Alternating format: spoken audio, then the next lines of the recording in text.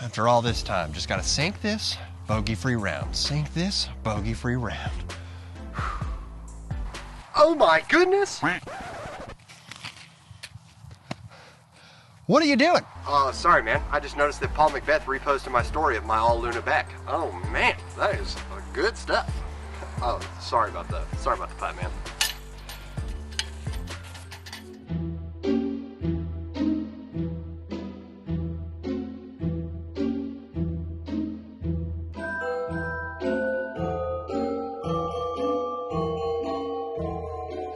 What is up, YouTube fam? Robbie C here, and we are back with another installment in the Level Up series, and honestly, one of our last ones in Vlogmas. We've been talking about 5 key areas that you need to focus on if you want to see some massive improvement in your game. Today, we're going to talk about what I often take on this 450-foot straight uphill par 3. That's right. Today, we're going to talk about why bogeys are your best friend.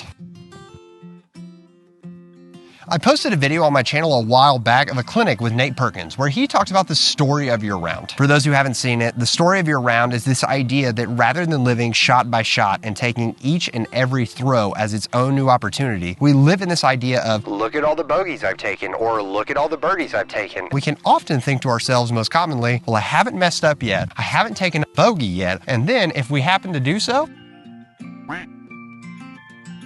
the pressure builds on itself like a dormant volcano ready to pop and ruin the rest of our round. And that's why today we want to focus on this idea that bogeys are, yes, not a great thing for your round, but we want to take some positive mental energy and spin those bogeys into becoming our best friends. I want you to raise your hand if you're any of the following people: Calvin Heimberg, Paul Macbeth, Ricky Wysocki, Paige Pierce, Katrina Allen. If you're currently raising your hand, take those hands, lower them, type on the keyboard, hey, I'm watching your content, because that would be like super cool if you're one of those people and you're actually watching this video. Honestly, big fan. Keep doing what you're doing, y'all. For 99.99999% of the viewers watching this, your hand is not currently raised, which means that you are not one of the best players in the world. And what a relief that is. But even those individuals who are going to be my future best friends and are commenting below because they raised their hand, yeah, they make mistakes too. Why do we expect to live error-free when even the best players in the world don't live error-free on the course? Now look, here's what I'm not trying to tell you. I'm not trying to tell you that you should intentionally seek out bogeys while you're on the course. But I don't think that it's a defeatist mentality or even the wrong mentality to change the phrase from if I get a bogey to when I get a bogey during my round. Do the best players in the world shoot bogey-free rounds pretty frequently? Yes. But do the best players in the world still have bogeys in their round sometimes? Yeah,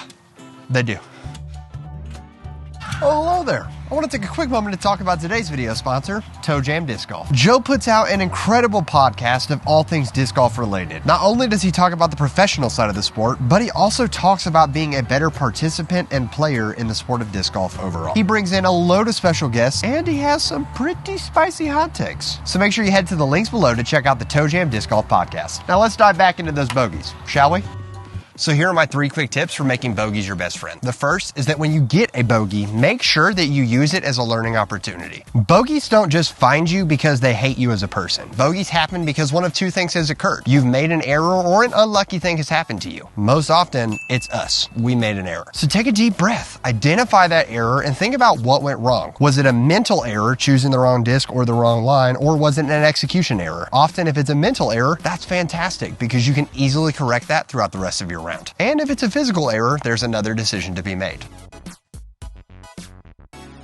For physical errors, you have to decide how much energy it's going to take to fix that while you're in the middle of the round. A physical error could be something along the lines of not following through on your putt. Missing putts can bring you a lot of extra strokes, so it's easy to fix that. You just have to focus on following through. Other physical errors can include pulling the disc to miss your lines or putting the disc on the wrong types of angles. Those fixes are not as easy, and trying to fix them in the middle of the round is going to take so much mental energy and focus, which brings up the second quick fix, getting off the bogey train. The best analogy I can think of is like being the captain of a ship. You've got your hands on the wheel and you're cruising through some smooth seas, but suddenly a rock comes up and puts a hole in your boat. You get so distracted distracted by this hole or bogey that when you go over to address it and focus on it, you let go of the wheel and your ship starts steering towards the rocks rather than the smooth seas you were originally on. Now that you're moving in that direction, the rocks put even more holes in your boat and you bring on even more bogeys and more baggage. And that's where getting off the bogey train is key. Remember, bogeys come because either you've made an error or something bad has happened. So the best thing you can do is start executing your game plan once again. Rather than being aggressive and trying to get strokes back after a bogey, I have to tell myself what shot has the highest percentage chance of success that I can execute. I'm going to choose that shot and I'm going to step up and try to do so.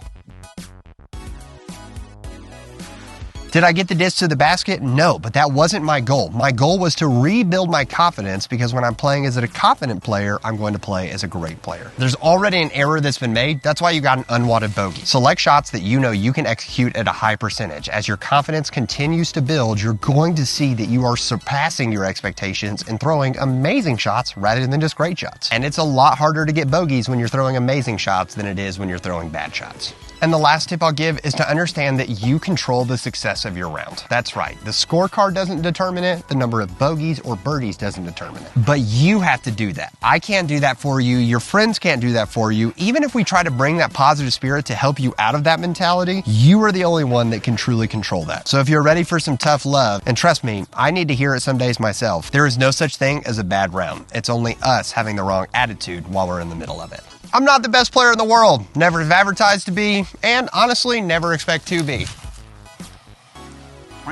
I've not tried to use my YouTube channel as a highlight reel of, oh man, Robbie C. Discgolf is so good at this game. Because if you see me on the course and you see me miss a putt, I want you to quack right at me. Let's have a good time with it. We are all out here trying to learn and improve together and truly level up our games alongside one another. So yeah, I'm not even 1,000 rated, but I do care about you and seeing you have more fun while you're out there on the track and start shaving some strokes off of your game. So I know that my future holds one or two or like hundreds of bogeys out in front of me. I'm going to do my best to avoid them, and I hope you can too. But when we find them, let's greet them with open arms, just like I'm going to welcome all those new best friends that are commenting down below. I want to say thanks for watching, and I hope you have a fantastic rest of the day. And we'll see you tomorrow for another episode of Vlogmas. But for now, I'm going to leave you with the birdie. Or the bogey.